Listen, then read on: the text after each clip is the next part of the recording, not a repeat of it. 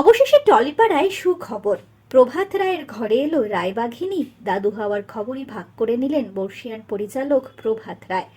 আপনাদের সবাইকে স্বাগত সিনে গসিপে।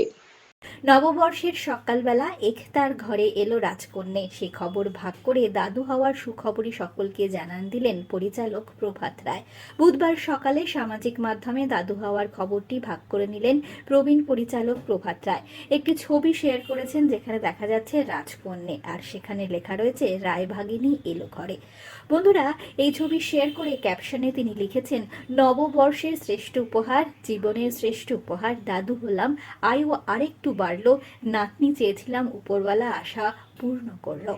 একতাকে নিজের মেয়ের মতনই স্নেহ করেন প্রবীণ পরিচালক প্রভাত রায়। প্রভাত রায় স্ত্রীর মৃত্যুর পর একতা নিজের বাবার মতনই আগলে রেখেছেন প্রভাত রায়কে। তাই তো তাদের দুজনের সম্পর্ক বাবা মেয়ের সম্পর্ক থেকে বিন্দুমাত্র কম কিছু নয়।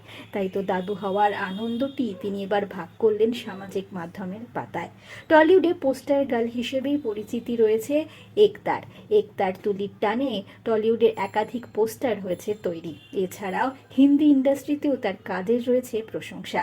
এবার নিজের জীবনের নতুন অধ্যায় শুরু করলেন মা হিসেবে একতা। একতার জন্য রইল অনেক শুভেচ্ছা, অনেক শুভকামনা। আমরা হলাম সিনে গসিপ।